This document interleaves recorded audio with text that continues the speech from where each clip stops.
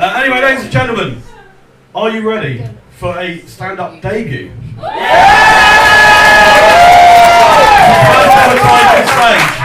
want to feel a big Carl Comedy Club welcome. I know him as Lee, you all know him as Spidey. Give it up for Lee Spidey!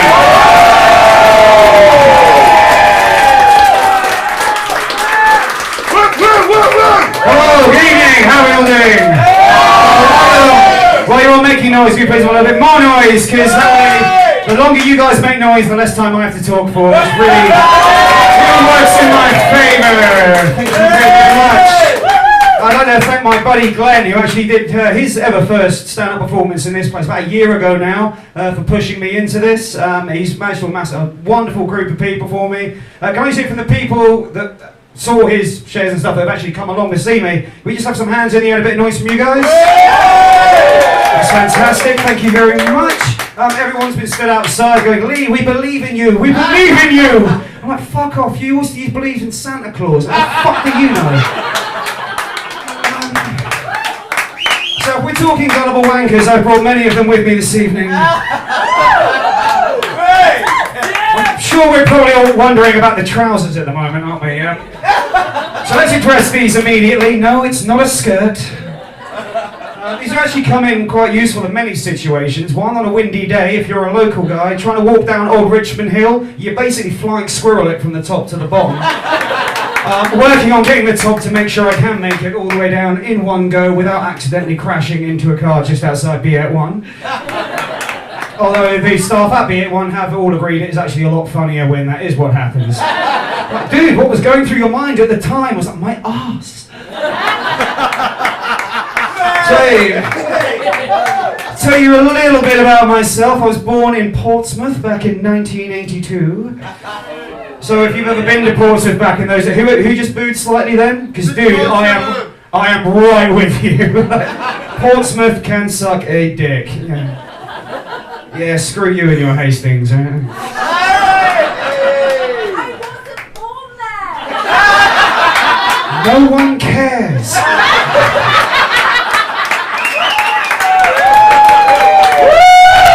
Bring it on, right. I will trade shit town stories with you all day long. However, having grown up in Portsmouth, it meant that I was generally introduced to, at a very early age, fish and chips, the docks, market stalls, and, well, racism and homophobia. So that was always a nice way to begin things. I've got to check my notes here, because in case you didn't know as well, when I got booked for this gig, I thought I had about 6 weeks to prepare for it. Turned out I had 2. And I gave up cannabis 3 days ago, so my memory's shot to shit. Marvellous. You used to get fish and chips back in Pompey. It used to be like the proper old school fish and chips, where you'd actually have something to read while you were... it was actually printed on original newspaper, and some genius finally worked out that maybe eating ink wasn't a very good idea. I found out over the years, obviously because of I've got the straggly hair, I used to have a lot more piercings, I've got the big trousers, and everyone, they kind of look at me, and I've got a look that apparently suggests one of 2 things. I either want a vegan menu... Fuck off, I'll be back at that steakhouse in Russell later on. So it's either, like I say, either a vegan menu or a full body cavity search. I'm not gonna lie, when you have to admit that you prefer a full body cavity search, you know you've probably dressed yourself up the wrong way. I'm guessing people are going to be slightly surprised to find out I have a girlfriend, because Jesus Christ, I was. We've been together for about a year now, and trying to meet a girl in this day and age is really, really difficult. We've been together just over a year, which is about the same time this whole kind of positive feminist movement moved in. So we've got to be treating ladies like equals. Now personally, I've always done that, because I am fucking terrified of you bitches. Absolutely terrified. And so that's what, when you meet one, you've got to treat her like a lady, but not so much that you're overdoing it, because you can't condescend them. I've never really been one for pick-up lines or anything like that, so meeting one's an absolute bugger. So you try the classics, like, hey baby, roses are red, violets are blue, I've got a knife, get in the van. And then the good old classic, hey sweetheart, are you at school? Because I want to shoot kids in you. Yeah, I thought about taking that one out, but fuck it, I didn't pull the trigger, did I? Oh, come on, we can clap a bit louder for that one. Me and my girlfriend, we live together, we have done for quite some time now, and I found out that living with a girlfriend is very, very difficult. Difficult? Well, that too, but different was the word I was going for. Sorry, darling, just choking on my own psychological underwear there. There's your Freudian slip, thank you very much. That's right, educated humour in this place. Yeah. Well, living on your own is nice and easy, because you basically, all you got to do is fuck all. Wake up, go to work on time, try not to shit the bed, that's about the extent of it. Make sure you clean out the fans on the back of your PlayStation, you know. It's been a tough life. Living with people, I've lived communally a couple of times, like groups of people, that's always great because you're actually, you know, everyone's always looking after each other. A couple of the guys that are here tonight actually used to live with. Shiv, where are you?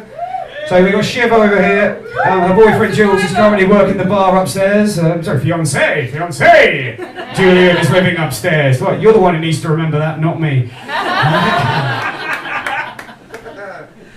Well, living with just one guy, I've only ever done this once, twice.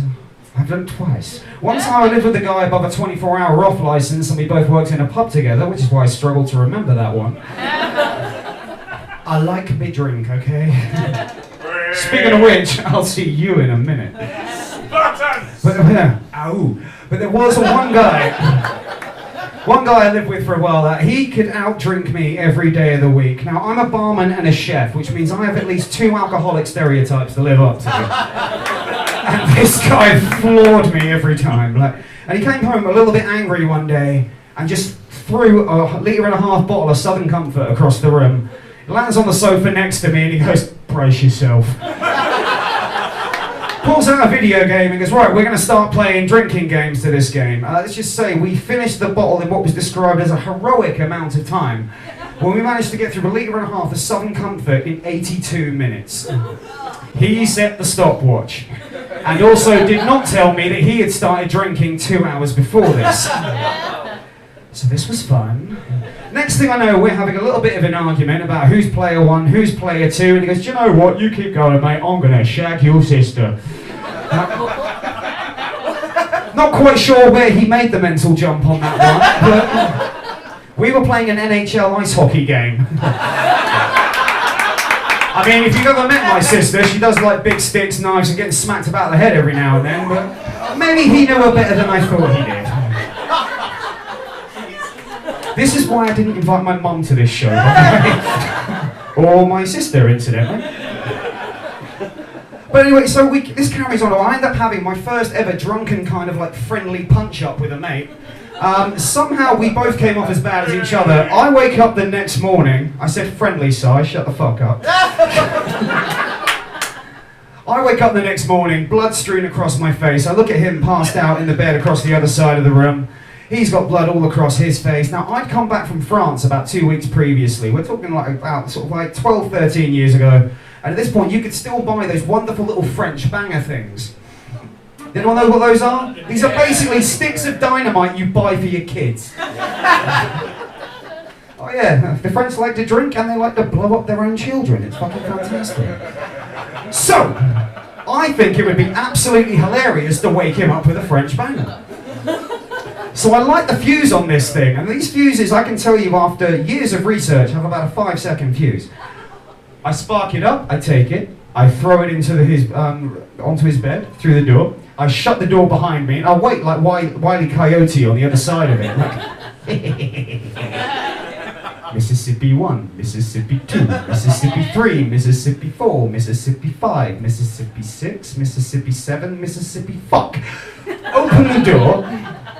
The fuse has detached itself from the small explosive and has landed on the pillow right next to him. And has set fire to his pillow. Good times. So, I jump onto the bed and he wakes up to me basically doing a river dance next to him, trying to put the fucking thing out. You know, what the hell? oh shit. He wakes up and looks at me, what's going on? Your bed's on fire. Why is my bed on fire? You said you wanted to shag my sister. So after a brief discussion about why this was an entirely bad idea, I then head to work. Now me and him are working at the same place at this point in time. We're working over at Bowlplex over in Branksome. Anyone know that Bowlplex, yeah? Best advertising idea ever. You work there, right? Have a drink and stick 3 fingers in something, you know. Thank you very much. Yes. I'm gonna let the applause rattle on that one. I'm kind of proud of myself. He has to start his shift about an hour and a half after me. So I go in, I set up the bar, I do my thing. I'm absolutely hungover to hell, trying to stop the nosebleed still. Drew walks into work an hour and a half later, storms in. Now back in these days, you could still smoke in pubs, which means there are some gigantic glass ashtrays on the table. I don't know if I've got any Marvel fans out there, but he then walks in and does the best impression of Captain America I've ever seen, as he grabs one of these things off the table and just hoofs it at me behind the bar. I manage to duck it, it smashes a glass. I'm wondering what the hell's going on. As far as I know, he's blown something, I've almost blown something up, set fire to something, we've talked about it, he hasn't had sex with my sister, we're okay. Or so I thought. I then get the lead. Where do we leave small explosives, mate? What do we do with them? Do we leave them in the ashtray at home, where we leave our sticks of fire while we're smoking? So to sum this up for you, this guy's been woken up by this idiot here, river dancing on the pillow next to him, taken a small explosive device, left it in an ashtray, he's sat down to have a cup of coffee and a cigarette with the ashtray on his lap. Tick, tick, tick, tick, boom!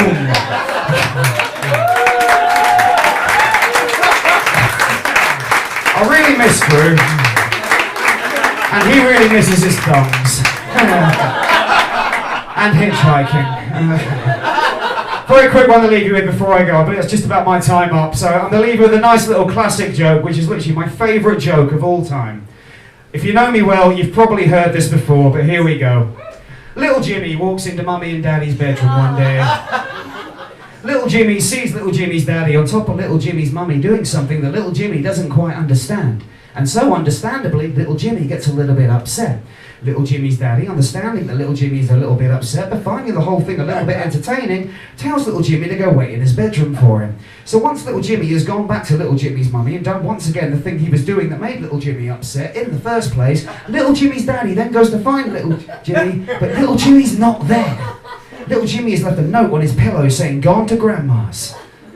Little Jimmy's daddy, understandably confused, goes round to little Jimmy's grandma's to find little Jimmy on top of Grandma doing exactly what it was that little Jimmy's daddy was doing to little Jimmy's mummy in the first place that made him so upset. Little Jimmy turns around, smiles and says, "You see, it's not so fucking funny when it's your mum, is it?"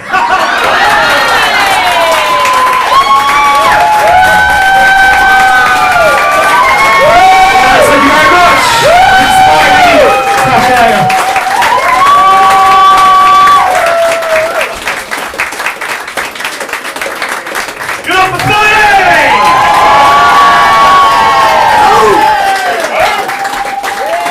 Debut, first time on stage.